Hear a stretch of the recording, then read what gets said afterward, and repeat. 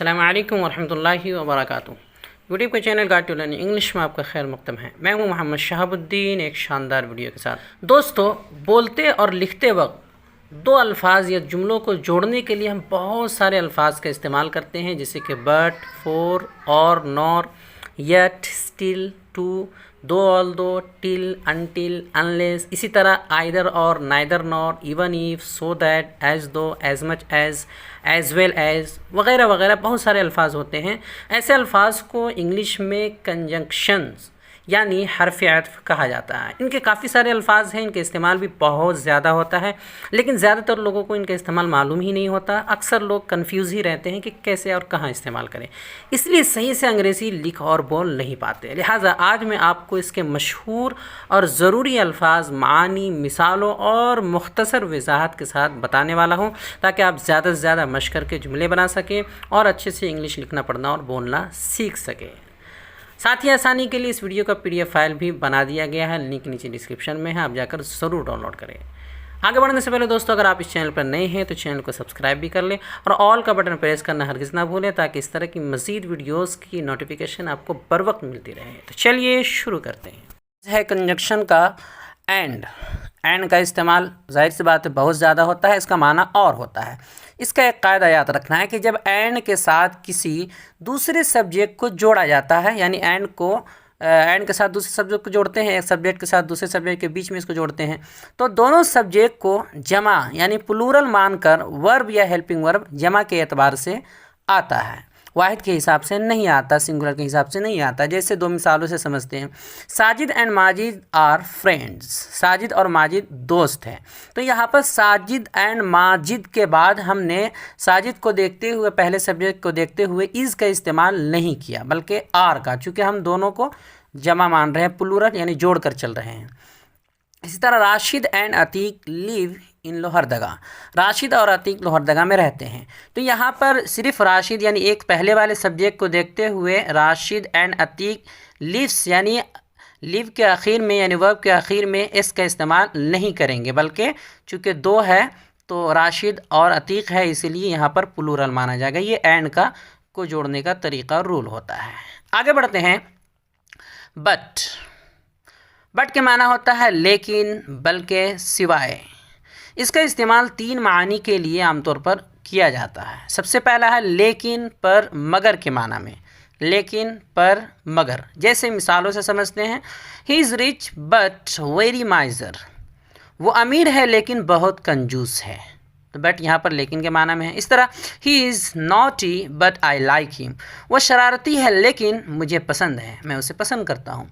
दूसरा माना होता है बल्कि के माना में, दूसरा इस्तेमाल। जैसे he is not fool but wise, वो बेवकूफ़ नहीं बल्कि अक्लमंद है। हम ऐसा बोलते हैं कि वो बेवकूफ़ नहीं बल्कि अक्लमंद है। Khalid was not scolded but beaten, Khalid को डांटा नहीं बल्कि पीटा गया था। Khalid was not scolded but beaten, Khalid को डांटा नहीं गया बल्कि पीटा गया था। तो यहाँ पर देखिए बल्कि के माना में है।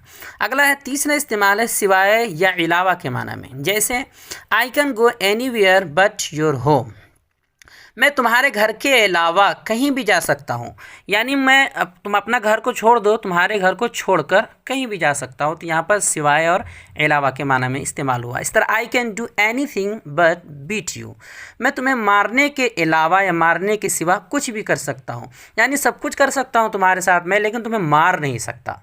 तो यहाँ पर सिवाय और अलावा के माना में इस्तेमाल हुआ है।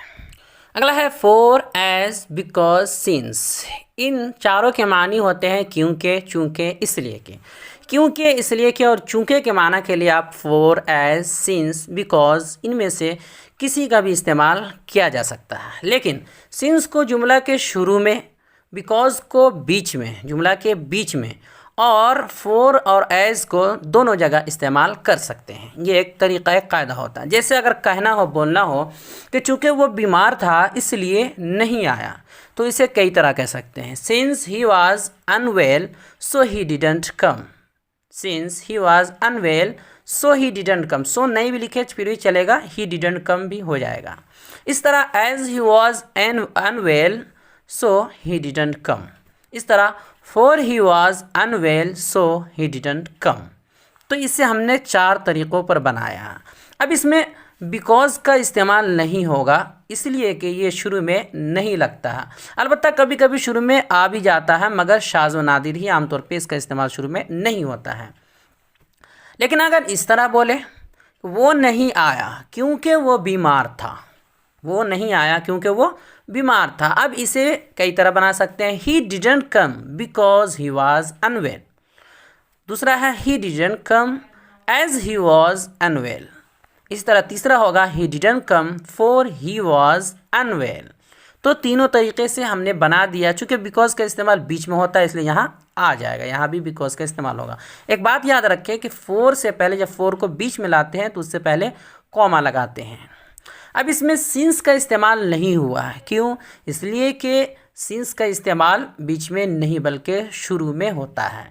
तो दोनों जुमलों का मफहूम एक ही है, बस तरीक़ा बदल गया है। एक को कई तरीक़ों से बना सकते हैं। आगे बढ़ते हैं। Also, even, too, as well, either.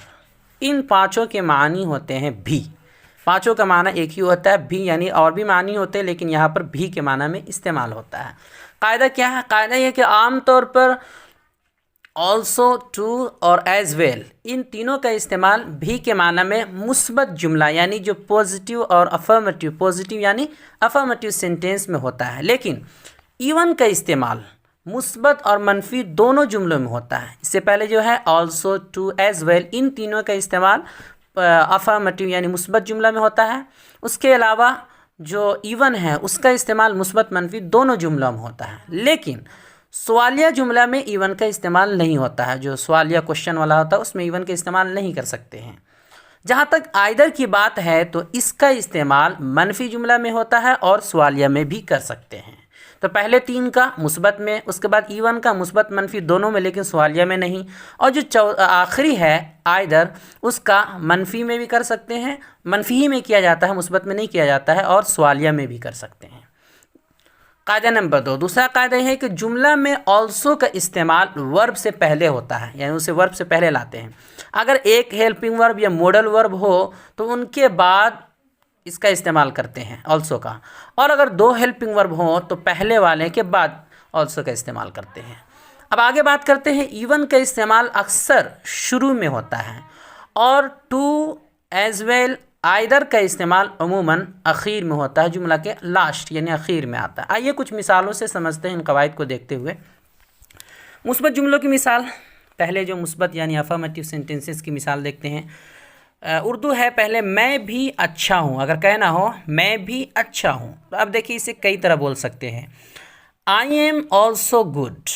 तो देखिए ऑल्सो का इस्तेमाल हेल्पिंग वर्ब के यानी एम जो है वो लिंकिंग वर्ब कह सकते हैं, हेल्पिंग वर्ब उसके बाद है। इस तरह I am good too, I am good too, मैं भी अच्छा हूँ, तो टू का इस्तेमाल देखिए आखिर में हुआ है। I am good as well, as well का इस्तेमाल देखिए आखिर में हुआ है। अब चौथा तरीका है इवन आई एम गुड, सब का माना है मैं भी अच्छा हूँ, तो चूँकि इवन का इस्तेमाल शुरू में होता है और उसके बाद कॉमा लगाया जाता है। इवन आई एम गुड, मैं भी अच्छा हूँ। दूसरी मिसाल है राशिद भी आया। इसे भी चारों तरह कह सकते हैं ऊपर की तरह। राशिद ऑल्सो कम केम, राशिद ऑल्सो केम। अब देखिए यहाँ जो है वर्ब से पहले आया है इसलिए कोई हेल्पिंग वर्ब है ही नहीं इसमें, तो वर्ब से पहले इस्तेमाल करेंगे। तो देखिए Rashid also came, came verb है उससे पहले आया। इस तरह दूसरा होगा राशिद केम टू, तो टू का इस्तेमाल आखिर में होता है। इस तरह Rashid came as well, as well का इस्तेमाल भी आखिर में होता है। और इवन राशिद केम, तो इवन का इस्तेमाल शुरू में होता है। सब का माना है राशिद भी आया। आप चारों तरह कह सकते हैं।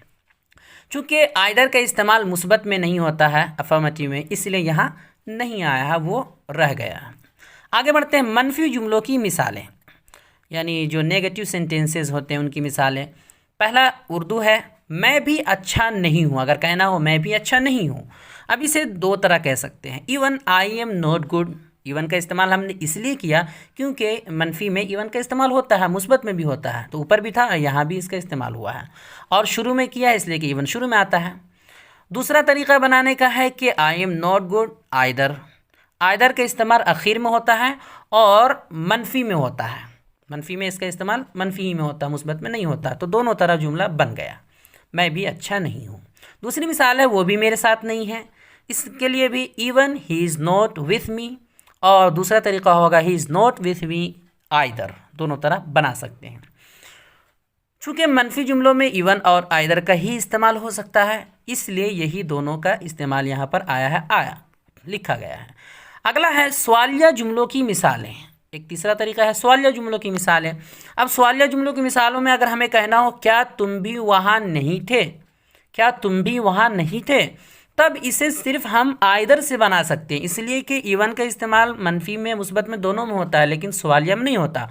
और आइदर का इस्तेमाल सवालिया में मनफी में ही होता है, लेकिन सवालिया में भी हो जाता है, मुस्बत में सिर्फ नहीं होता है। तो अब यहाँ पर एक ही रह गया है आइदर।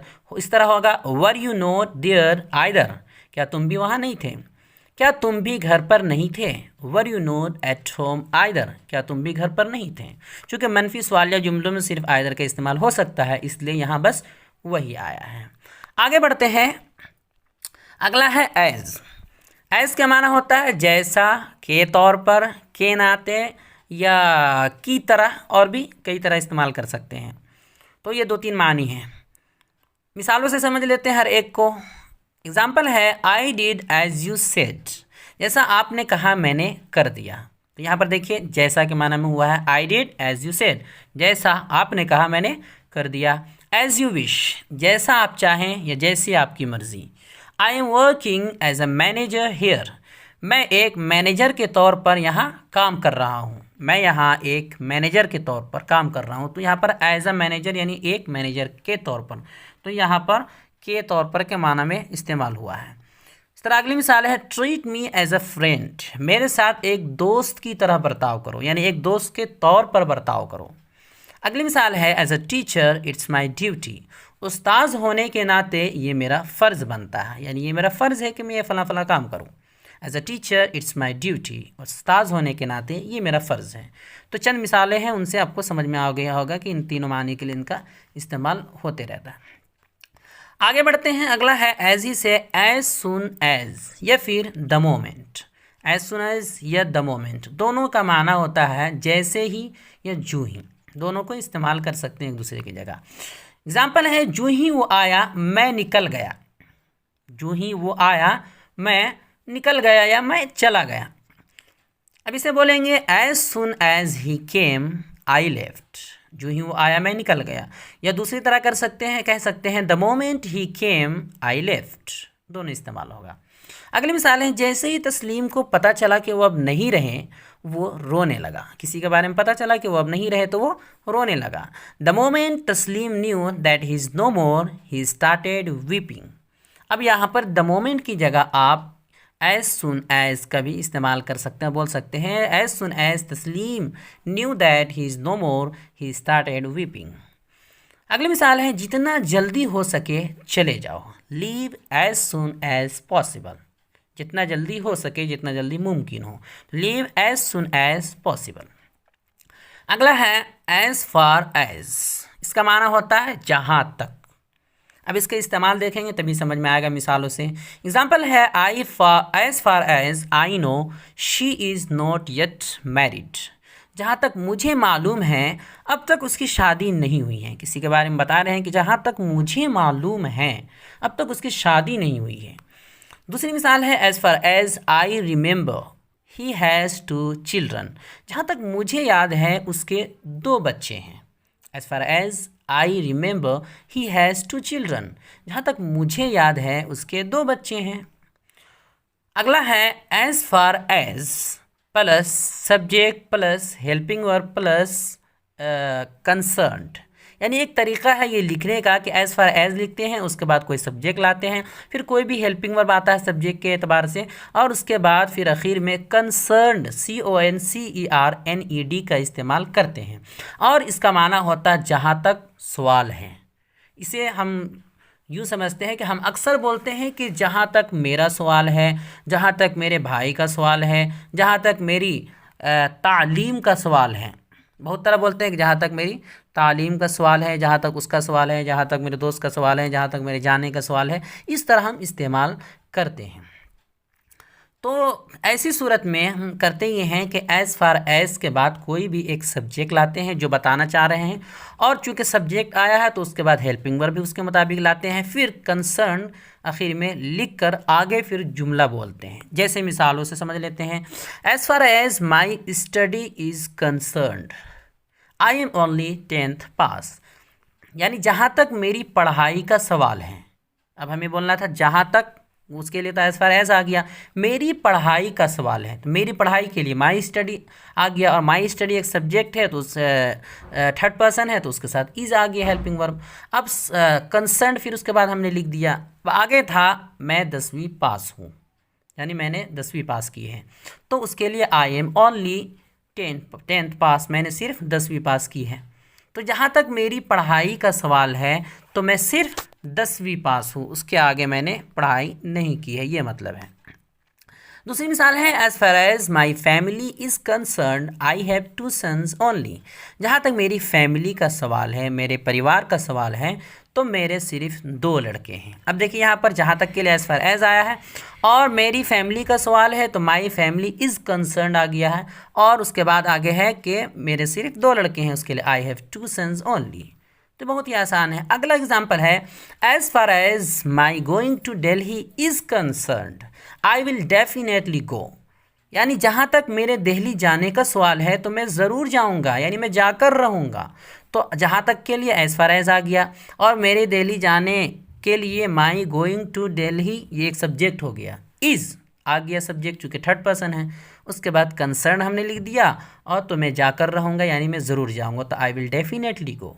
तो इस तरह बन गया as far as my going to Delhi is concerned I will definitely go. ये जुमलों के बीच में बहुत इस्तेमाल होता है। आगे बढ़ते हैं। अगला है as well as. As well as का माना होता है साथ ही साथ।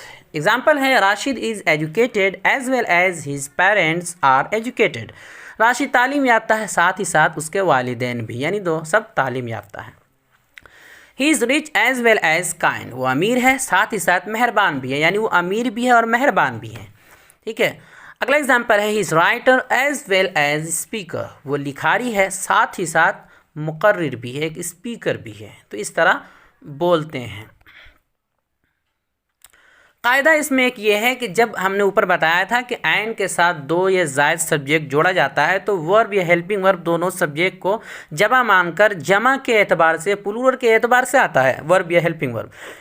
लेकिन जब एज़ वेल एज़ या फिर विथ का इस्तेमाल 2 या ज़ायद सब्जेक्ट को जोड़ने के लिए होता है तो वर्ब या हेल्पिंग वर्ब पहले वाले सब्जेक्ट के एतबार से आता है। एंड में ये था कि दोनों को, तीनों जो भी आते हैं उन सबको प्लूरल मान लेते हैं, लेकिन इसमें ऐसा नहीं होता। एज़ वेल में या एज़ वेल एज़ में या विथ में ऐसा नहीं होता है। इसमें जो पहला सब्जेक्ट होता है उसके एतबार से हम हेल्पिंग वर्ब लाते हैं आगे, और उसी के एतबार से वर्ब भी लाते हैं। जैसे मिसालों से समझते हैं। एग्जाम्पल है Tanveer and I are brave. Tanveer और मैं बहादुर हैं, यानी तनवीर भी बहादुर है साथ साथ मैं भी बहादुर हूँ। ये तो है, होता है, हम आमतौर पे बोलते हैं Tanveer and I are brave, Tanveer और मैं बहादुर हैं हम दोनों। ये एंड का इस्तेमाल हुआ। तो चूँकि तनवीर एंड आई यानी 2 सब्जेक्ट हैं, इन दोनों का हमने प्लूरल मानकर आर लिख दिया, कोई मसला नहीं है। इस तरह अगला एग्जाम्पल है Ishaq and Siddiq live in Gujarat. अब देखिए इसहाक एक है सब्जेक्ट है, सिद्दीक दूसरा है, इन दोनों को एंड ने जोड़ा था इसलिए प्लूरल मानकर लिव वाहिद के एतबार से वर्ब नहीं लाए हैं, इस यहाँ पर नहीं लगाया हमने, बल्कि प्लूरल के एतबार से लिव लिखा है। इसहाक और सिद्दीक गुजरात में रहते हैं। अब इसे हम अगर एज़ वेल या विद के साथ इस्तेमाल करें तो किस तरह करेंगे? तो Tanveer as well as I is brave. Tanveer साथ ही साथ मैं भी बहादुर है, यानी मैं और तनवीर दोनों बहादुर हैं। तो यहाँ पर तनवीर के साथ एज़ वेल एज़ का इस्तेमाल किया, उसके बाद आई। अब यहाँ पर सब्जेक्ट प्लूरल यानी आर नहीं आएगा, बल्कि तनवीर जो पहला सब्जेक्ट है उसके एतबार से इज़ आएगा, यहाँ पर जैसे आया है।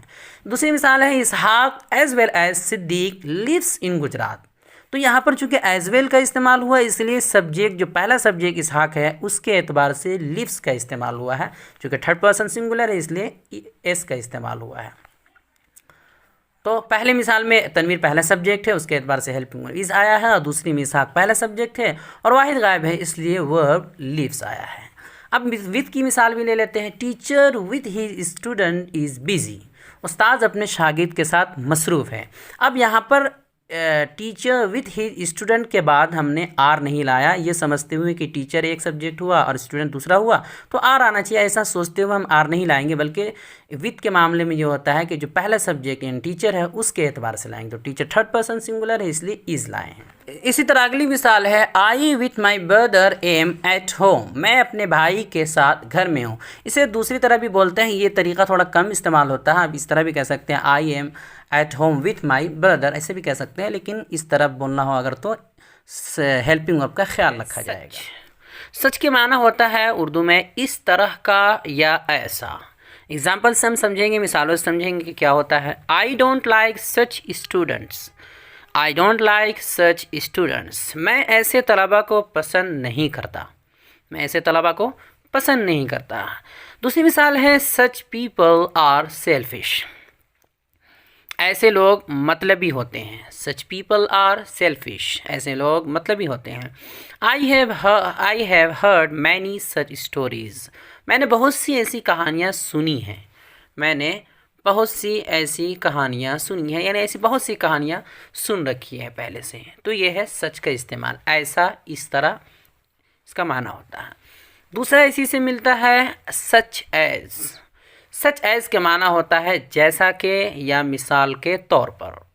एग्जाम्पल है I have many things such as laptop, mobile, camera etcetera, मेरे पास बहुत सी चीज़ें हैं जैसे लैपटॉप, मोबाइल और कैमरा वगैरह वगैरह। दूसरी मिसाल है there are many people with Taslim such as Siddiq, Abdullah, Imtiaz etcetera, Taslim के साथ बहुत से लोग हैं जैसे सिद्दीक, अब्दुल्ला और इम्तियाज़ वगैरह वगैरह। तो इस तरह मिसाल देने के लिए जैसा के लिए इसका इस्तेमाल होता है। अगला है इन such a way, in such a वे इसका माना होता है ऐसे या इस तरह से, इस अंदाज से, इस तरीक़े पर। एग्ज़ाम्पल है you talk in such a way that I can't ignore you, तुम इस तरह बात करते हो कि मैं तुम्हें नज़रअंदाज नहीं कर सकता, यानी इस तरीक़े से बात करते हो, इस अंदाज से कि मैं नज़रअंदाज नहीं कर सकता। दूसरा है he recited the holy Quran in such a way that I couldn't help hearing him, यानी उसने इस अंदाज में कुरान की तिलावत की कि मैं सुने बग़ैर नहीं रह सका, यानी मुझे सुनना ही पड़ा। इस अंदाज से, इस तर्ज पर उन्होंने कुरान की तिलावत की कि मैं सुने बग़ैर नहीं रह सका। अगला है एज़ इफ़, एज़ दो, इन दोनों का माना होता है गोया या फिर जैसे कि। मिसालों से समझते हैं he looked at me as if he wanted to say something, he looked at me as if he wanted to say something, उसने मुझे ऐसे देखा जैसे वो कुछ कहना चाहता हूँ, जैसे वो कुछ कहना चाहता हूँ या जैसे कि वो कुछ कहना चाहता हूँ। दूसरी मिसाल है he looked so frank with him as though he already knew him, यहाँ पर एज दो की जगह एज इफ़ का भी इस्तेमाल कर सकते हैं, एक दूसरे की जगह इस्तेमाल कर सकते हैं। माना है वो उसके साथ इतना बेतकल्लुफ़ दिखा, यानी इतना फ्रैंक दिखा गोया वो उसे पहले से जानता हूँ, गोया वो उसे पहले से जानता हूँ। दूसरा है, तीसरी मिसाल है he seems as if he likes you, he seems as if he likes you, ऐसा लगता है कि वो तुम्हें पसंद करता है, ऐसा लगता है कि वो तुम्हें, ऐसा लगता है गोया वो तुम्हें पसंद करता है, या ऐसा लगता है जैसे वो तुम्हें पसंद करता है, दोनों तरह कह सकते हैं। अगला है yet, as yet, till now, by now, so far. Yet, as yet, till now, by now, so far, 5 अल्फाज हैं। इन सब का माना अब तक होता है। ये सब अब तक के माना में, और भी मानी होते हैं लेकिन यहाँ पर अब तक के माना में इस्तेमाल किया है। एग्ज़ाम्पल है उर्दू से जैसे हमें कहना हो मैंने अभी तक उसे नहीं देखा है, किसी के बारे में कि मैंने अभी तक उसे नहीं देखा है। अब इसे हम 5 तरह कह सकते हैं। I have not seen him yet, I have not seen him as yet, I have not seen him till now, I have not seen him by now, या I have not seen him so far. 5 तरह कह सकते हैं। दूसरी मिसाल है वो अभी तक घर नहीं पहुंचा है, उसके लिए भी हम 5 तरह कह सकते हैं। He has not reached home yet, has not reached home as yet. He has not reached home till now. He has not reached home by now. He has not reached home so far. तो पांचों तरह आप पांचों में से किसी का भी इस्तेमाल कर सकते हैं एक दूसरे की जगह। अगला है then also, even then, yet, still, however। यहाँ भी 5 अल्फाज है, then also, even then, yet, still, however। इन सब का इस्तेमाल फिर भी, तब भी, उसके बावजूद भी इन जैसे मानी के लिए होता है, फिर भी, तब भी। एग्जाम्पल से समझते हैं। he never went to school, then also he knows it। he never went to school, then also he knows it। वो कभी स्कूल नहीं गया, फिर भी ये जानता है। वो स्कूल कभी गया नहीं, फिर भी वो ये सब जानता है। अगला है I am poor, still I will try। मैं गरीब हूँ, तब भी मेहनत करूँगा, यानी फिर भी मेहनत करूँगा। मैं गरीब हूँ, फिर भी मेहनत करूँगा। I was ill, yet I worked। मैं बीमार था, फिर भी काम किया। मैं बीमार था, फिर भी मैंने काम किया। तो फिर भी, तब भी के माने में उसके बावजूद भी मैंने काम किया, इन सब मानी में इसका इस्तेमाल होता है। अगला है although, though, even if, even though। 4 अल्फाज है।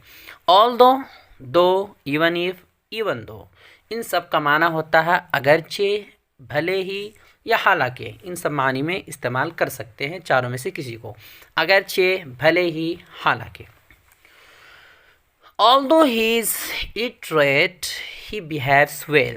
although he is illiterate, he behaves well। अगरचे वो अनपढ़ है, यानी जाहिल है, पढ़ा लिखा नहीं है, उसका बर्ताव अच्छा है। यानी अगरचे वो जाहिल है, फिर भी उसका बर्ताव अच्छा है। जाहिल होने के बावजूद उसका बर्ताव अच्छा है। अगली मिसाल है though we gave him money, he didn't buy the book। अगरचे हमने उसे पैसे दे दिए हैं, यानी हमने उसे पैसा दे दिया है, फिर भी उसने किताब नहीं खरीदी। अगला है even if he is poor, he is satisfied।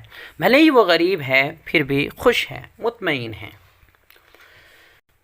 इसमें बहुत से लोग जो दूसरा जुमला है, जो कॉमा के बाद जो दूसरा जुमला आया है, जैसे he behaves well या he didn't buy the book या फिर he is satisfied, जो दूसरा जुमला है अगला, उससे पहले लोग yet या फिर still वगैरह का इस्तेमाल फिर भी के लिए करते हैं। हालांकि आमतौर पे इसका इस्तेमाल नहीं होता, आप ना करें, कोई मसला नहीं है, लेकिन कभी कभी कुछ लोग कहीं पर करते भी हैं, लेकिन आमतौर पर इस्तेमाल नहीं होता है। सीधा सीधी बोलते हैं even if he is poor he is satisfied. अगर इवन इफ़ या दो या ऑल्दो वगैरह अगर शुरू में ना हो, तब येट वगैरह, स्टिल वगैरह, बट वगैरह का इस्तेमाल कर सकते हैं, लेकिन अगर ये सब इस्तेमाल हो तो ज़रूरत नहीं है। आगे बढ़ते हैं। अगला है आइदर और, या तो ये या तो वो, ऐसा भी बोलते हैं। जैसे एग्जांपल है आइदर यू गो और लेट मी गो, या तो तुम जाओ या मुझे जाने दो। आइदर जैद विल कम और आई विल, या तो जैद आएगा या मैं। खालिद विल आइदर राइट और रीड, खालिद या तो लिखेगा या पढ़ेगा। आइदर यू आर रॉन्ग और ही इज़, या तो तुम गलत हो या वो। तो जहाँ पर इन दोनों दो चीज़ों के बारे में बोलना, उससे पहले आइदर लगा देना। हर एक तरह की मिसालें आ गई है। अगला है नाइदर नॉर, न ये न वो। एग्जाम्पल है neither you go nor let me go, न तुम जाओ न मुझे जाने दो। अगला है neither Zaid will come nor I will, न जैद आएगा न मैं, न जैद आएगा न मैं। Khalid will neither write nor read, न खालिद लिखेगा न ही पढ़ेगा। Neither you are wrong nor he is, न तुम गलत हो ना ही वो, कोई गलत नहीं है। अगला है दैट इफ वेदर और, या WH वर्ड फैमिली, यानी ये 4 हैं। दैट का इस्तेमाल करेंगे, या इफ़ का, या वेदर का, वेदर और ये दोनों एक साथ इस्तेमाल होगा, या फिर WH फैमिली में से कोई। इन सब का माना के होता है, के जो हा के साथ इस्तेमाल करते हैं के। तो इसमें कुछ तरीक़ा है। पहला है कि के माना में दैट का इस्तेमाल उस वक्त होता है जब कोई बात यकीनी हो, यानी जो बात कर रहे हैं वो यकीनी हो, तब दैट का इस्तेमाल करेंगे के माना में। जैसे I know that he will come, बात यकीनी है कि मुझे पता है कि वो आएगा, ये बात यकीनी है कि वो आएगा, इसलिए यहाँ पर दैट का इस्तेमाल हुआ कि I know that he will come, sure है। दूसरा है Rashid is saying that Sajid is a good boy, Rashid कह रहा है कि साजिद एक अच्छा लड़का है। तीसरा है आई say that I would go, मैंने कहा कि मैं जाऊंगा, यानी ये माजी की बात हो रही है कि मैंने कहा था कि मैं जाऊंगा, इसलिए यहाँ पर वुड का इस्तेमाल हुआ, वरना विल का होना चाहिए। माजी की जब बात होती है ये वुड की भाषा में आएगा कि जब माजी की बात होती है तो विल की जगह वुड का इस्तेमाल हो जाता है। तो आई say that I would go, मैंने कहा कि मैं जाऊंगा। दूसरा तरीका है कि के माना में इफ़ या वेदर और, इफ़ या वेदर और का इस्तेमाल उस वक्त होता है जब किसी बात का इम्कान हो, यकीनी ना हो, इम्कान हो, पॉसिबिलिटी हो। जैसे मिसालों से समझते हैं, do you know if he is at home, क्या तुम्हें पता है कि वो घर पर है। तो यहाँ देखिए इम्कान की बात है, पता नहीं है, आदमी को शक है या मुमकिन है कि वो हो, तो उसके लिए इफ़ का इस्तेमाल हुआ है। Do you know if he is at home, यहाँ पर वेदर का भी इस्तेमाल कर सकते हैं। जैसे दूसरी मिसाल है, we don't know whether he goes there or somewhere else, we don't know whether he goes there or somewhere else, हमें नहीं पता कि वो वहाँ जाता है या कहीं और, हमें नहीं पता कि वो वहाँ जाता है या कहीं और। तो ये थोड़ा इम्कान वाली बात है, यकीनी नहीं है, इसीलिए वेदर का इस्तेमाल हुआ है। अगली मिसाल है, Zaid didn't know whether to laugh or cry, Zaid didn't know whether to laugh or cry, Zaid को समझ में नहीं आ रहा था कि वो हंसे या रोए, कंफ्यूज था, यानी ये इम्कान वाली बात है, बीच बीच वाली बात है, यकीनी नहीं है। तो ज़ैद को समझ में नहीं आ रहा था कि वो हंसे या रोए, तो यहाँ पर वेदर का इस्तेमाल हुआ है। आगे बढ़ते हैं। तीसरा था कि जब के माना में WH फैमिली का इस्तेमाल होता है, यानी वाट, वेयर, हु, इस तरह जो WH फैमिली है वर्ड है उनका इस्तेमाल होता है, तो उसके फ़ौरन बाद सब्जेक्ट आता है, हेल्पिंग वर्ब नहीं। यानी असल कायदा तो ये है कि WH वर्ड के बाद हमेशा हेल्पिंग वर्ब आता है, लेकिन जब के माना में इस्तेमाल होगा तो WH के बाद हेल्पिंग वर्ब नहीं बल्कि सब्जेक्ट आएगा, बाद में हेल्पिंग वर्ब। जैसे मिसालों से समझते हैं, राशिद आस्क्ड मी हु तस्लीम इज़, राशिद ने मुझसे पूछा कि तस्लीम कौन है। तो देखिए यहाँ पर हु तस्लीम इज़, हु के बाद तस्लीम एक सब्जेक्ट आया है, इज़ जो हेल्पिंग वर्ब है वो बाद में आया है। दूसरी मिसाल है, I asked where you were, मैंने पूछा कि तुम कहाँ थे, मैंने पूछा कि तुम कहाँ थे। तो यहाँ भी देखिए के माना में इस्तेमाल हुआ है WH फैमिली वर्ड वेयर का, और उसके फ़ौरन बाद सब्जेक्ट आया है और हेल्पिंग वर्ब जो है वो बाद में आया है। आगे बढ़ते हैं। अगला है वेदर और, एक तो वेदर और का माना ऊपर इस्तेमाल गुजर चुका है, एक दूसरा इस्तेमाल है। वेदर और का इस्तेमाल माना होता है चाहे या ना, चाहे फिर कोई चीज़ आएगी बीच में, फिर या ना, उसके बाद है दूसरा माना होता है के या नहीं। इसे हम मिसालों से समझेंगे। पहला है कि जब चाहे या नहीं के माना में इसका इस्तेमाल हो तो वेदर के फ़ौरन बाद वाला वर्ब प्रेजेंट इंडेफिनिट टेंस होता है, प्रेजेंट इंडेफिनिट टेंस होता है। जो प्रेजेंट इंडेफिनिट टेंस का पढ़ाया गया है वो होता है वेदर के फ़ौरन वाला वर्ब, लेकिन और के बाद वाला जो वर्ब आएगा वो बदलते रहेगा। दो वर्ब इस्तेमाल होता है, एक और के बाद आता है, तो और के बाद जो आएगा वर्ब वो बदलते रहेगा अपने मुताबिक। जैसे मिसालों से समझते हैं, वेदर ही गोज़ और नॉट आई विल गो, चाहे वो जाए या न जाए। देखिए चाहे या ना इस्तेमाल हो गया, चाहे वो जाए या न जाए मैं जाऊंगा। तो देखिए इसमें वेदर के बाद जो वर्ब आया है गोज़, ही गोज़, तो देखिए इस प्रेजेंट इंडेफिनिट टेंस है। उसके बाद और के बाद जो वर्ब आया है यानी कोमा के बाद आई विल गो, ये फ्यूचर इंडेफिनिट टेंस है। तो अगला वाला और के बाद वाला वर्ब बदलते रहता है, लेकिन वेदर के जो साथ आता है वो प्रेजेंट इंडेफिनिट टेंस होगा। दूसरी मिसाल है उसे देखते हैं, वेदर इम्तियाज़ रीड्स और नॉट यू शुड रीड, खा इम्तियाज़ पढ़े या ना पढ़े तुम्हें पढ़ना चाहिए। तो यहाँ देखिए पढ़े या ना पढ़े, खा के माना भी चाहे होता है, खा या चाहे दोनों इस्तेमाल कर सकते हैं, दोनों एक ही माना के लिए इस्तेमाल होता है, दोनों एक ही माना देता है।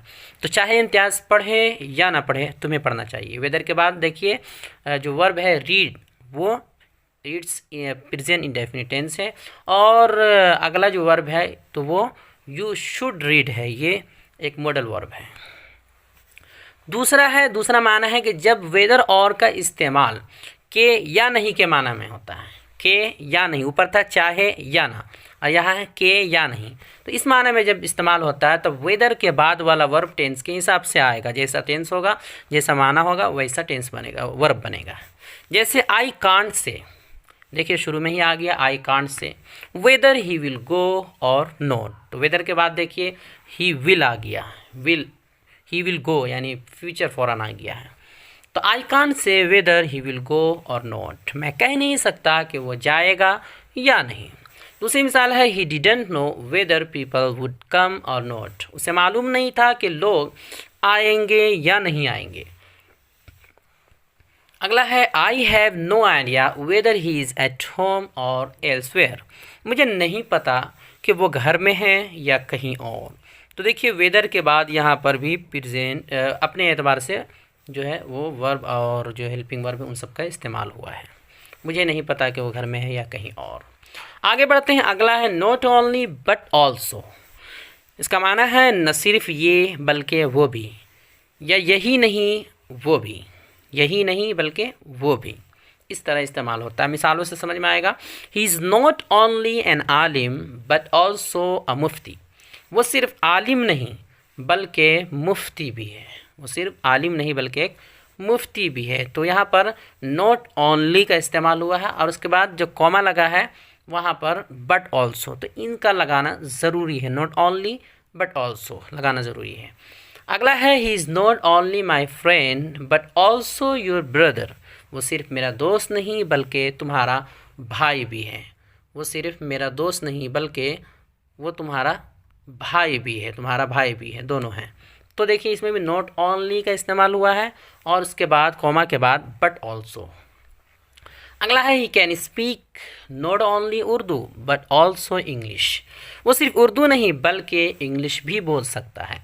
तो जो भी चीज़ आपको जैसा भी जुमला बोलना हो तो उसको मुस्बत बोलकर आगे आप नॉट ओनली लगा देंगे और जो जिसके बारे में आप बात करना चाह रहे हैं उसको लगा देंगे। जैसे उर्दू के बारे में हम बात कर रहे थे तो उर्दू लगा दिए, ऊपर माई फ्रेंड के बारे में बात कर रहे थे तो माई फ्रेंड लगा दिए, उसके बाद कॉमा लगाकर बट ऑल्सो फ़ौरन लगाएंगे, फिर जो अगला होगा उसके बारे में बात करेंगे। जैसे यहाँ पर हमें इंग्लिश के बारे में बात करना था तो बट ऑल्सो इंग्लिश, इंग्लिश भी जानता है, तो वो सिर्फ उर्दू नहीं बल्कि इंग्लिश भी जानता है, इंग्लिश भी बोल सकता है।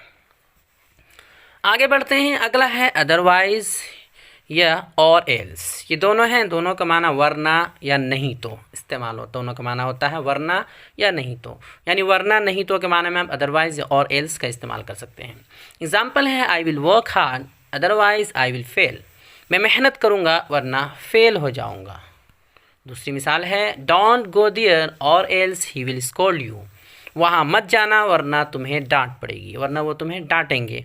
तो एक दूसरे की जगह अदरवाइज़ या और एल्स कोई भी इस्तेमाल कर सकते हैं। अगला है इसी माना में लेस्ट, उसके बाद शुड, कोई सब्जेक्ट आएगा लेस्ट शुड, वरना या कहीं ऐसा ना हो के या नहीं तो, हम उर्दू में बोलते हैं कहीं ऐसा ना हो के या वरना या नहीं तो। अब इसमें कायदा ये है कि लेस्ट के बाद सब्जेक्ट आता है, जो लेस्ट इस्तेमाल होता है, जो एक जुमला बनेगा उसके बाद लेस्ट आएगा, तो लेस्ट के बाद एक सब्जेक्ट आएगा और उसके बाद फ़ौरन शुड का इस्तेमाल ज़रूरी है, यानी शुड लगाना इसमें ज़रूरी है जब लेस्ट का इस्तेमाल करते हैं। जैसे मिसालों समझते हैं I will work hard, I will work hard लेस्ट I should fail, तो देखिए लेस्ट आया है उसके बाद सब्जेक्ट आया है आई, फिर फ़ौरन शुड का इस्तेमाल हुआ है, फिर फेल, तो मैं मेहनत करूँगा कहीं ऐसा ना हो कि फ़ेल हो जाऊँ, तो मैं मेहनत करूँगा कहीं ऐसा ना हो कि मैं फ़ेल हो जाऊँ। अगला है डोंट गो देयर, अगली मिसाल है don't go there lest he should scold you, वहाँ मत जाओ नहीं तो वो तुम्हें डांटेंगे, नहीं तो वो तुम्हें डांटेंगे, यानी वरना तुम्हें वो डांटेंगे, इस माना में इस्तेमाल हुआ। तो लेस्ट के बाद देखिए एक सब्जेक्ट है उसके बाद शुड का इस्तेमाल हुआ। अगला है प्रोवाइडेड, ये प्रोवाइडिंग, ये प्रोवाइडेड डैट, इस शर्त पर ये बशर्ते के, ये इस्तेमाल होता है बहुत। एग्जाम्पल है he will come provided Khalid doesn't come, वो आएगा बशर्ते कि खालिद ना आए। अगला है I will give you money provided that you do my work, मैं तुम्हें इस शर्त पर पैसे दूंगा, तुम्हें या तुझे इस शर्त पर पैसे दूंगा कि तुम मेरा काम करोगे। अब शर्त लगा दिया है कि इस शर्त पर पैसे दूंगा कि तुम मेरा काम करोगे। तो प्रोवाइडेड, प्रोवाइडिंग, प्रोवाइडेड डैट सबका इस्तेमाल एक दूसरे की जगह कर सकते हैं, कोई मसला नहीं है, सब एक दूसरे की जगह इस्तेमाल होता है। इसकी तफसील यानी मज़ीद तफसील शर्तिया जुमलों के बहस में आएगी। जो कंडीशनल सेंटेंसेस होंगे उसकी बहस में इसकी मज़ीद तफसील आएगी अच्छे से कि कैसे कैसे और इस्तेमाल कर सकते हैं शर्तिया वाला। अगला है सो दैट। सो दैट के माना है ताकि। इसका इस्तेमाल देखते हैं।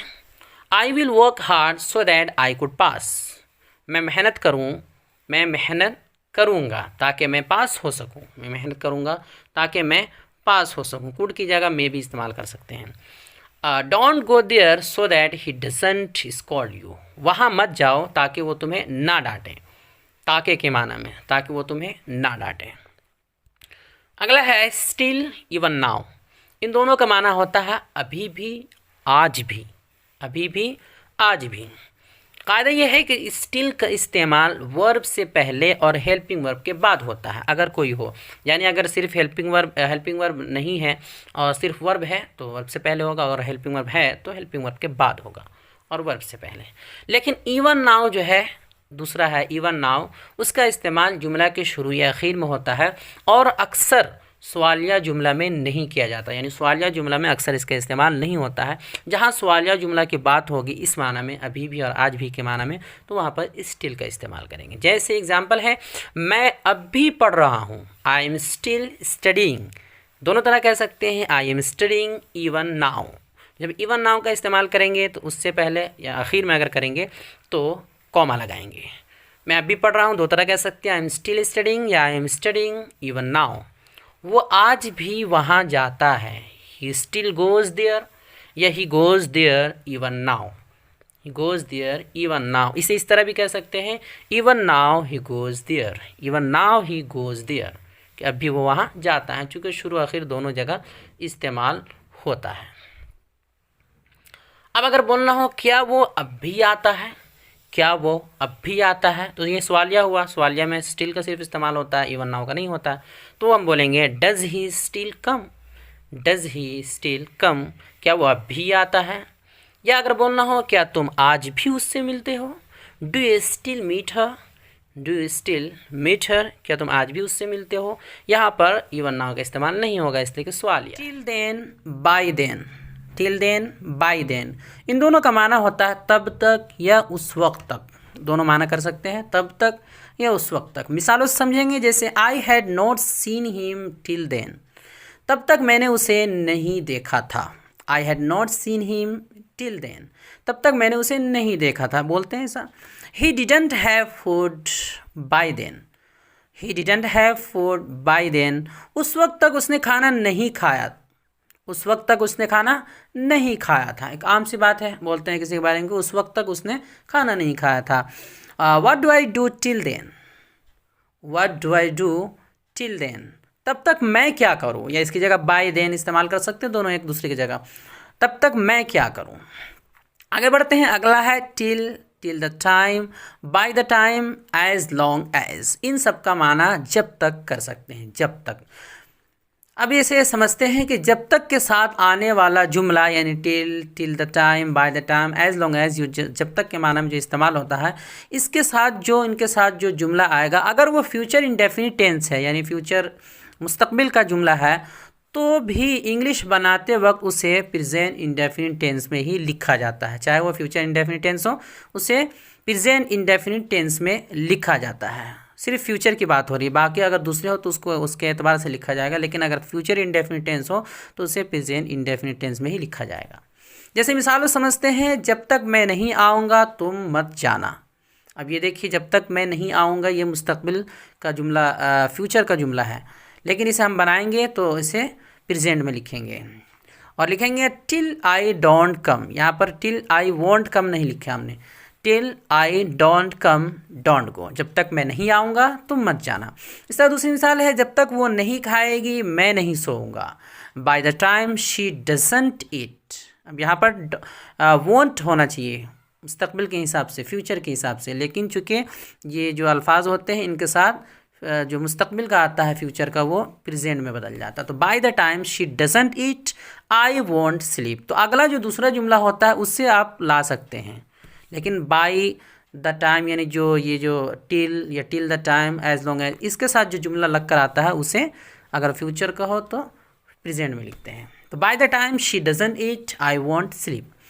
अगला है जब तक तुम यहाँ हो मैं खुश हूँ। As long as you are here I am happy. जब तक वो आया मैं जा चुका था। Till the time he came I had left.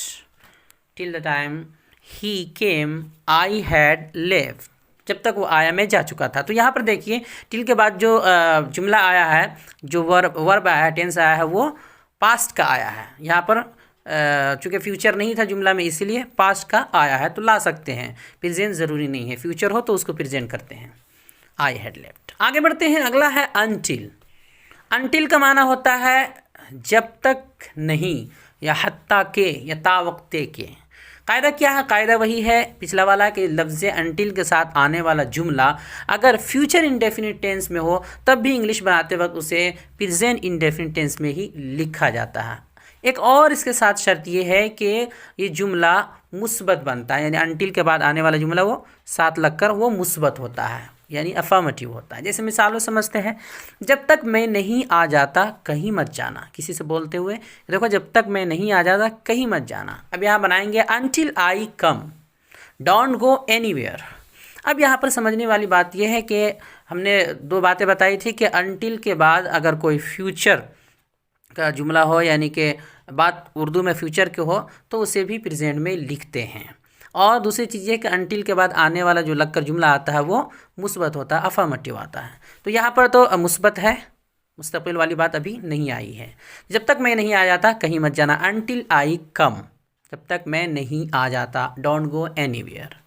आगे है जब तक मैं नहीं आया तुम नहीं खाए। Until I came you didn't eat. Until I came you didn't ईट।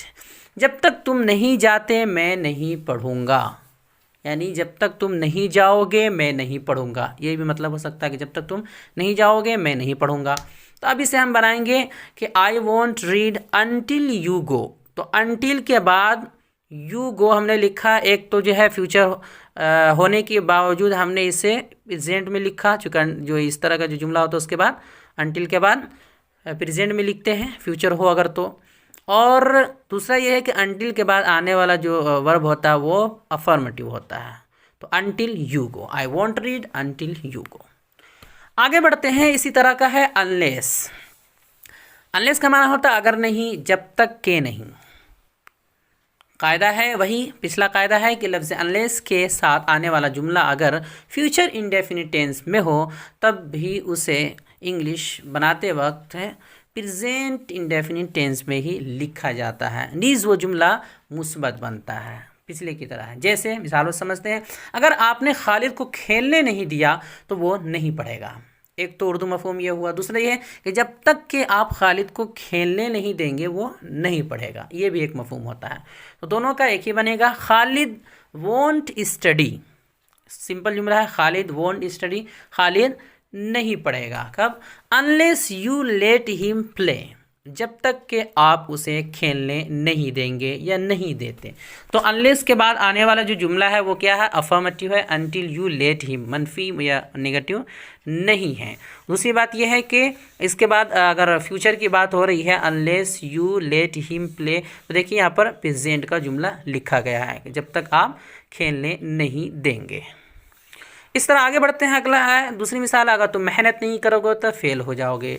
दूसरी तरह इसे बना सकते हैं, कह सकते हैं जब तक तुम मेहनत नहीं करोगे फेल हो जाओगे। तीसरी तरह कह सकते हैं तुम फेल हो जाओगे हत्ता कि तुम मेहनत कर लो, यानी तुम फेल हो जाओगे हत्ता कि तुम मेहनत कर लो। मेहनत कर लोगे तो फेल नहीं होगे। तो इन तीनों को तीन तरह से बोल सकते हैं, लेकिन बनेगा एक ही तरह। You will fail unless you work hard. You will fail unless you work hard. अगला है अगर बारिश नहीं होगी तो मैं भी जाऊंगा। अगर बारिश नहीं होगी, नहीं होती है या नहीं होगी तो मैं भी जाऊंगा। तो अगर बारिश नहीं होगी के लिए बन जाएगा I will unless it rains. देखिए अनलेस इट रेन्स, अगर बारिश नहीं होती है। आई विल गो टू, मैं भी जाऊँगा। आखिरी मिसाल, अगर आप जल्दी फ़ैसला नहीं करते हैं तो मौका हाथ से निकल जाएगा। अगर आप जल्दी फ़ैसला नहीं करते हैं तो मौका हाथ से निकल जाएगा। कैसे बनेगा? Unless you make a decision quickly, अगर आप जल्दी फैसला नहीं करते हैं। Unless you make a decision quickly the opportunity will be lost, the opportunity will be lost, मौका हाथ से निकल जाएगा। तो अगर आप जल्दी फैसला नहीं करते हैं तो मौका हाथ से निकल जाएगा। तो इस तरह बनता है अनलेस या अनटिल के बाद आने वाला जुमला, जो लग कर आता है, जो टेंस वगैरह वो मुस्बत यानी अफर्मेटिव होता है, और अगर फ्यूचर की बात हो रही है तो भी प्रेजेंट में लिखा जाता है। आगे बढ़ते हैं, अगला है सो, हेंस, दस, और इसी तरह hence for, that's why, therefore, that's the reason. ये 5-6 अल्फाज हैं जो एक ही माना के लिए इस्तेमाल होते हैं, इसलिए या लिहाजा। इनमें से किसी का भी इस्तेमाल कर सकते हैं। मौका महल के एतबार से आप बाद में इस्तेमाल करना सीख जाएंगे, लेकिन किसी को भी कर सकते हैं। जैसे मिसालों से समझते हैं, मैं गया इसलिए तुम आए। अब इसे हम हर तरह बना सकते हैं, ये जो जितने अल्फाज हैं उन सब से। आई वेंट, मैं गया। देयर फॉर यू केम, इसलिए तुम आए। आई वेंट, मैं गया। सो यू केम, इसलिए तुम आए। I went, that's why you came. I went, hence you came. I went, thus you came. I went, hence for you came. और आखिरी है I went, that's the reason you came. तो इन 6-7 तरीक़ों से आप बना सकते हैं। दूसरी मिसाल है, मैं बीमार था इसलिए स्कूल नहीं गया। इसे बनाएंगे I was ill, therefore I didn't go to school. दूसरा है I was ill, so I didn't go to school. I was ill, hence I didn't go to school. I was ill, thus I didn't go to school. I was ill, henceforth I didn't go to school. और अगला है I was ill, that's why I didn't go to school. और आखिरी है I was ill, that's the reason I didn't go to school. तो ये 6-7 तरीक़ों से आप बोल सकते हैं आसानी के साथ। याद रहे, इन सब का इस्तेमाल का जो मुनासिब मौका महल है वो आप धीरे धीरे तजर्बा से सीख जाएंगे। उमूमन एक दूसरे की जगह इस्तेमाल होता है। आगे बढ़ते हैं, अगला है वाइल प्लस आईएनजी फॉर्म, यानी वाइल के साथ आईएनजी लगाते हैं, आईएनजी फॉर्म लगाते हैं। इसका माना होता है करते हुए, हालत को बताते हुए इस्तेमाल करते हैं, करते हुए। जैसे ये उस वक्त इस्तेमाल होता है जब कोई एक काम को करते हुए दूसरा काम भी कर रहा हो, तो करते हुए से पहले जो वर्ब होता है आईएनजी फॉर्म, उससे पहले वाइल का इस्तेमाल करते हैं, वाइल बढ़ाते हैं। जैसे मिसाल समझते हैं, मैं चलते हुए पढ़ रहा हूँ। अब चलते हुए आया है तो चलते हुए के लिए आएगा वाइल वॉकिंग। तो मैं चलते हुए पढ़ रहा हूँ, आई एम रीडिंग। इसे दोनों तरह बना सकते हैं, I am reading while walking. उल्टा भी कर सकते हैं, while walking I am reading. अगला है वो मुझसे बात करते हुए तुम्हें देख रहा था। He was watching you while talking to me. मुझसे बात करते हुए तुम्हें देख रहा था। तो ये हालत को बयान करने के लिए करते हैं, करते हुए के लिए। अगला है वेयर एज और वाइल, दोनों में से किसी का इस्तेमाल कर सकते हैं। इनका माना होता है जबकि, वेयर एज का माना भी जबकि और वाइल का माना भी जबकि होता है, जबकि के लिए इस्तेमाल होता है। एग्जाम्पल है, the groom is only 20 years old while the bride is 30। कि दूल्हा 20 साल का है जबकि दुल्हन 30 साल की है। दूल्हा की उम्र 20 साल है जबकि दुल्हन की उम्र 30 साल है। अगला है Khalid has a mobile, one mobile. Khalid has one mobile while I have two. खालिद के पास एक मोबाइल है जबकि मेरे पास 2 हैं। अगला है I am an alim whereas my brother is an engineer. मैं एक आलिम हूँ जबकि मेरा भाई एक इंजीनियर है। आगे बढ़ते हैं, अगला है दैट्स वॉट, यही तो, वही तो, या यही बात तो, वही बात तो, इस तरह बहुत इस्तेमाल करते हैं। उसका एग्जाम्पल है that's what I am saying, यही तो मैं कह रहा हूँ, I am saying. That's what you are asking, यही तो आप पूछ रहे थे। That's what I am not able to understand, यही बात तो मैं समझ नहीं पा रहा हूँ, यही बात तो मैं समझ नहीं पा रहा हूँ। तो इस तरह बोलते हैं यही तो, वही तो, यही बात तो, वही बात तो। अगला है दैट्स हाउ, ऐसे ही या इसी तरह से। एग्जाम्पल है दैट्स हाउ आई लर्नड, इसी तरह तो मैंने सीखा। That's how he eats the food, वो इसी तरह खाना खाता है। That's how he talks to everyone, वो सबसे ऐसे ही बात करता है, इसी तरह बात करता है। अगला है दैट्स व्हेन, उसी वक्त या तभी। दैट्स व्हेन, उसी वक्त या तभी, दोनों माना के लिए इस्तेमाल कर सकते हैं। एग्जाम्पल है that's when I reached, that's when I reached, उसी वक्त तो मैं पहुंचा। दैट्स व्हेन यानी वक्त की बात हो रही है, समय की। उसी वक्त तो मैं पहुंचा। That's when Rashid met me, तभी तो राशिद मुझसे मिला, उसी वक्त। That's when I told him don't go, उसी वक्त तो मैंने उससे कहा था कि मत जाना, यानी तभी तो मैंने उससे कहा था, उसी वक्त तो मैंने उससे कहा था कि मत जाना। अगला है दैट्स वेयर, यहीं तो, वहीं तो, उसी जगह तो, इन सब माना के लिए इस्तेमाल करते हैं। एग्जाम्पल है दैट्स वेयर आई लिव, यहीं तो मैं रहता हूँ। That's where I was born, वहीं तो मैं पैदा हुआ। That's where I am going, उसी जगह तो मैं जा रहा हूँ। अगला है दैट्स वाई, इसीलिए या इसीलिए तो। एग्जाम्पल है that's why I have come here, इसीलिए तो मैं यहाँ आया हूँ। That's why he got angry, इसीलिए तो वो गुस्सा हुआ, नाराज़ हो गया। That's why I don't like him, इसीलिए मैं उसे पसंद नहीं करता हूँ, इसीलिए मैं उसे नहीं पसंद करता हूँ। अगला है दैट्स विच, इसे उसी को या इसी को, इन दोनों माना के लिए इस्तेमाल कर सकते हैं, लेकिन किसी गैर जानदार के लिए, गैर जानदार यानी नॉन लिविंग के लिए इस्तेमाल करेंगे। जैसे एग्जांपल है that's which all are searching, इसी को सब तलाश कर रहे हैं, यानी इसी को तो सब ढूंढ रहे हैं। दैट्स विच आई यूज़, इसी को तो मैं इस्तेमाल करता हूँ, यानी यही तो मैं इस्तेमाल करता हूँ। That's the book I also purchased, इसी किताब को तो मैंने भी ख़रीदा, यानी यही किताब तो मैंने भी ली। अगला है दैट्स हु या दैट्स हुम, उसी को या इसी को, ये किसी जानदार के लिए इस्तेमाल होता है। ऊपर वाला गैर जानदार के लिए था, ये किसी जानदार के लिए, लिविंग के लिए।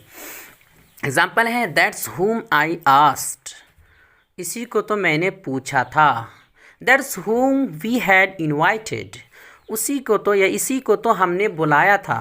दैट्स हुम आई गेव द पेन, इसी को तो मैंने कलम दिया था या कलम दिया। ज़्यादातर दैट्स हुम ही का इस्तेमाल होता है, दैट्स हु का बहुत कम इस्तेमाल होता है। आगे बढ़ते हैं WH फैमिली वर्ड्स, यानी WH फैमिली के जो अल्फाज होते हैं, हमने पहले बताया है WH वर्ड्स के बारे में, जो वाट, हु और हाउ, वेयर वगैरह। तो वहाँ पर सवालिया में इस्तेमाल होता था, आमतौर पे सवालिया में बताया गया कि सवालिया में इस्तेमाल होता है। इंट्रोगेटिव सेंटेंस में WH वर्ड्स का इस्तेमाल बताया गया। तो यहाँ पर सवालिया की तरह इन अल्फाज का इस्तेमाल कंजक्शंस के तौर पर भी होता है, लेकिन माना बदल जाता है। वहाँ पर माना कुछ और था, यहाँ माना कुछ और होगा। यहाँ पर वाट का माना है जो, वहाँ पर था क्या। इस तरह यहाँ पर हु का माना है जो, वहाँ पर था कौन। इस तरह माना यहाँ बदलेगा। तो वाट जो, जानदार गैर जानदार दोनों के लिए। हु इसका माना भी जो है, जानदार के लिए। विच माना जो है, गैर जानदार के लिए। हुज़ ये इसका माना है जिसका, जानदार के लिए। ऑफ विच इसका माना है जिसका, गैर जानदार के लिए। इस तरह वेयर जहाँ, हुम जिसे, व्हेन जब, हाउ जैसे, विथ होम जिसके साथ, फॉर होम जिसके लिए, फॉर वेयर फ्रॉम वेयर जहाँ से, विदाउट होम जिसके बगैर। तो सब माना बिल्कुल बदल गया है। चंद मिसालें हैं, मिसालों से समझते हैं ताकि बात वाज़ेह हो जाए। एग्जाम्पल है डिड यू हियर व्हाट या विच आई सेड, व्हाट या विच दोनों इस्तेमाल कर सकते हैं। डिड यू हियर व्हाट या विच आई सेड, क्या तुमने सुना जो मैंने कहा। अगला है I also came from where you came, मैं भी वहीं से आया जहाँ से तुम आए। I am the one for whom you have come here, मैं वो हूँ या वही हूँ जिसके लिए तुम यहाँ आए हो। This is Ahmed whose brother was with me, ये है अहमद, ये अहमद है जिसका भाई मेरे साथ था। This is the house the roof of which is weak, this is the house the roof of which is weak, ये वो घर है जिसकी छत कमज़ोर है। The roof of which is weak, जिसका घर, जिसकी छत कमज़ोर है। अगला है राशिद हु या that was with me is his brother, Rashid who was with me या that was with me is his brother, Rashid जो मेरे साथ था उसका भाई है या इसका भाई है। अगला है the pen which I had is not yours, the pen that I had is not yours, दोनों बोल सकते हैं। द पेन विच या that I had is not yours, जो कलम मेरे पास था या कलम जो मेरे पास था तुम्हारा नहीं है, जो कलम मेरे पास था वो तुम्हारा नहीं है। तो इस तरह इन अल्फाज का इस्तेमाल करते हैं और इसे मिलाकर तर्जमा इसका माना बदल जाता है। तो उम्मीद करता हूँ जितने कंजक्शंस के अल्फाज आए हैं बहुत हद तक बताने की कोशिश की गई है और समझाने की कोशिश की गई है, आपको बहुत हद तक समझ में आ गया होगा और पसंद भी आया। वीडियो देखने के लिए आपका बहुत शुक्रिया। चैनल को सब्सक्राइब करें, स्क्रीन पे आ रही ये वीडियो ज़रूर देखें। अस्सलाम वालेकुम व रहमतुल्लाहि व बरकातुहू।